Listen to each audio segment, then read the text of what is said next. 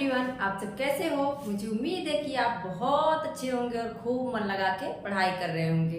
दोस्तों, कहते हैं ना कि निंदा से घबराकर, लोगों की निंदा से घबराकर अपना रास्ता मत बदलना। लोगों की निंदा से घबराकर अपना रास्ता मत बदलना, क्योंकि सफलता शर्म से नहीं साहस से मिलती है। तो आप लोग कभी भी किसी के कहने में ना आए। अगर कोई आपको कह रहा है कि तुम नहीं कर पाओगे, इतना दिन से कर रहे हो, इतने सारे पढ़ने वाले हैं, तुम्हारा कैसे होगा, तुम्हारा नहीं हो सकता, तो उनकी बात को झुठला देना, उनकी बातों पे ध्यान मत देना और आप लग के पढ़ाई करिए। और जो हाथ आपको निंदा करने में, आप पे उंगली उठाने में उठ रहे हैं, वही हाथ कल को आपके लिए तालियां बजाएंगे। इस बात का ध्यान रखना। मेरे साथ भी कुछ ऐसे ही हुआ था कि जब हम संघर्ष करते हैं, पढ़ते हैं, तो हमें बहुत सारी दिक्कतें आती हैं, बहुत सारे ताने सुनने को मिलते हैं। महिलाओं के लिए खासकर बहुत दिक्कत होती है, अगर वो शादीशुदा है, बच्चे हैं तो आप लोग उस समय सारी बातों को साइड में करके, इग्नोर करके अपना पढ़ाई पे ध्यान रखिएगा, पढ़ाई पे ध्यान दीजिएगा। एक न एक दिन आपको सफलता जरूर मिलेगी। अब हम देखते हैं आज हम किसको पढ़ेंगे, सर्वेश्वर दयाल सक्सेना को। सर्वेश्वर दयाल सक्सेना है, इनकी भी रचनाओं को पूछा गया है और इनका समय क्या है 1913। इनका समय क्या है 1913। और जन्म कहाँ हुआ था इनका, बस्ती में। जन्म कहाँ हुआ था इनका, बस्ती में हुआ था। और पूछा जाता है कि सर्वेश्वर दयाल जो सक्सेना है वो किस सप्तक के अंतर्गत आते हैं। आप लोगों को पता होगा कि 4 सप्तक हैं। अज्ञे के द्वारा संपादित जो पत्रिका है 4 सप्तक हैं। उसमें पहले का जो समय है जो प्रथम तार सप्तक है, प्रथम तार सप्तक नहीं कहेंगे, जिसको तार सप्तक सिर्फ कहेंगे, उसका समय क्या है 1943। उसका समय क्या है 43। और जो दूसरा है उसका समय क्या है, इस चीज को आप लोग याद रखना, इसका समय जरूर पूछ लिया जाता है। तो इसका समय क्या है 1951। और जो तीसरा है उसका समय क्या है 59। चौथा जो है उसका समय है 79। मतलब यहाँ 69 को छोड़ के उसके बाद क्या आएगा 79। 69 पे नहीं जाना है, एग्जामिनर 69 को जरूर रखेगा। तो आप लोग 59 और 79 को ध्यान में रखेंगे। और पूछा जाता है कि सक्सेना जो थे, सर्वेश्वर दयाल सक्सेना, वो किस सप्तक के अंतर्गत आएंगे, वो तीसरे सप्तक के अंतर्गत आते हैं। मैंने बता भी दिया था सर्वेश्वर दयाल सक्सेना। दया सबसे ज्यादा कौन करता है, शंकर जी ना। शंकर जी को सबसे पहले क्या आ जाती है, दया भी आ जाती है और गुस्सा। बहुत जल्दी प्रसन्न भी हो जाते हैं, गुस्सा भी हो जाते हैं। तो शंकर क्या है, वही शंकर के पास कितनी आंखें हैं, 3 आंखें हैं, तो वो तीसरे सप्तक के अंतर्गत आ जाएंगे। ये हमारी क्या थी, ट्रिक थी। मैंने इस पे ट्रिक बना लिया है। अब देखते हैं इनकी रचनाएं।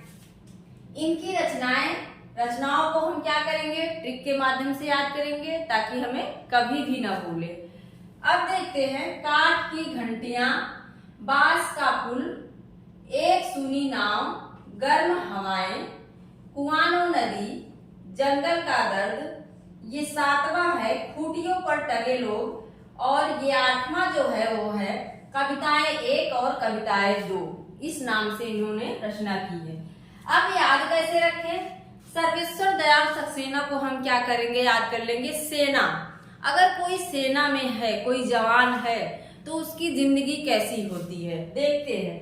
काठ की घंटियां, उसकी जिंदगी कैसी है, एक काठ की तरह है, काठ की घंटी की तरह हो जाती है।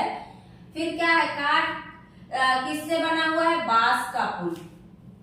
बांस भी तो क्या है, काठ ही है ना। लकड़ी को क्या कहा जाता है, काठ कहा जाता है।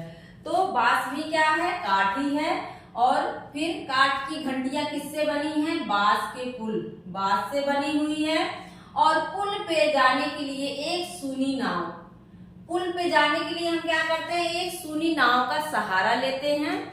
पुल पे जाने के लिए एक सूनी नाव का सहारा लेते हैं। वहां पे क्या होता है, नाव पे बैठने के बाद वहां कैसी हवाएं चल रही हैं, गर्म हवाएं चल रही, कैसी हवाएं चल रही हैं, गर्म हवाएं चल रही हैं। और जो नाव है कहाँ चल रही है, कुआनो नदी में। कहाँ चल रही है, कुआनो नदी में। और नदी किसके बीच से बह रही है, जंगल का दर्द, वहां पे जंगल है, जंगल का दर्द है। और क्या है ना, खूंटियों पर टंगे लोग। वहां पे कैसे लोग हैं, खूंटियों पर टंगे लोग हैं। सेना में होता है कि चाहे उनका मन कहीं जाने का हो या ना हो, लेकिन उनकी ड्यूटी जहां लग गई वहां उनको जाना होता है, चाहे जंगल हो, चाहे पहाड़ हो, चाहे पानी हो, कहीं पे भी रहना पड़ता है। तो वहां पे लोग कैसे रहते हैं, जंगल में कैसे रहते हैं, खूंटियों पर टंगे रहते हैं कि कब उनके साथ क्या हो जाए कुछ नहीं भरोसा है। फिर क्या है, कविताएं 1 और 2 एक बार फिर से देखते हैं। जो सेना में रहते हैं सारे लोग क्या, काठ की घंटी की तरह रहते हैं। और घंटी किससे बनी है, बांस से बनी है। बांस का पुल, पुल पे जाने के लिए एक सूनी नाव लेते हैं। वहां पे गर्म हवा चल रही है और वहां कुआनो नदी से होते हुए, जंगल से होते हुए जंगल का दर्द देखते हैं। खूंटियों पर टंगे लोग हैं। कविताएं 1, कविताएं 2, ये तो हो गई हमारी क्या रचनाएं हो गई। अब इनकी कुछ प्रसिद्ध क्या थी कविताएं हैं, उसको भी याद कर लेते हैं। कॉफी हाउस में एक मेलोड्रामा, हमने इसको याद किया था। सैनिक मूवी अगर आप लोगों ने देखा होगा तो उसमें क्या होता है, एक जगह होती है जहाँ पे जाके दोनों लोग कॉफी वगैरह पीते हैं और गाना भी वहां बजता है। तो हमने वहीं से उसको लिंक कर लिया था कि जो सेना में होते हैं वो कहाँ जाएंगे, कॉफी हाउस में जाते हैं। सामान्य लोग तो जा नहीं सकते क्योंकि इतनी महंगी कॉफी है।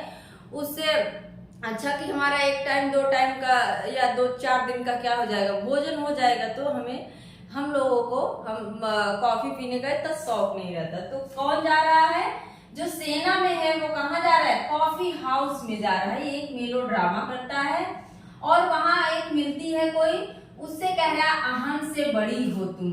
उसको क्या कर देते हैं, होता है ना अगर कोई मिल गया तो उसको क्या सबसे उच्च स्तर पर रख देते हैं, चाहे वो बाद में भले ही चली जाए।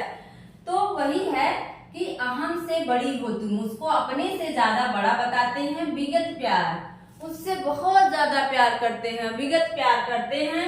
और उसके बाद लिपटा रजाई में मैंने कब कहा, इसके बाद तो आप लोग जानते ही हैं। फिर क्या है, लिपटा रजाई में, लिपटे रजाई में और मैंने कब कहा। ये हमारा क्या हो गया, कविताएं फिर से देख सकते हैं। सक्सेना लोग कॉफी हाउस में जाते हैं, वहां कोई मिलती है और उसको कहते हैं हमसे मेरे बड़ी हो तुम। विगत प्यार, प्यार भी उससे बहुत करते हैं। फिर रजाई में लिपट के कहते हैं मैंने कब कहा तुमसे। ठीक है, मुझे लगता है आप लोगों को याद हो गया होगा। और मेरा पढ़ाया हुआ अगर अच्छा लग रहा है, पसंद आ रहा है, याद हो रहा है, तो आप लोग प्लीज शेयर, सब्सक्राइब और लाइक जरूर करें। क्योंकि जो पढ़ने वाले बच्चे हैं कभी कभी होता है कि वो इतना बड़ा सिलेबस को देख के और इतनी सारी रचनाओं को देखकर पीछे हट जाते हैं और फिर से क्या है, वो गरीब के गरीब ही रह जाते हैं।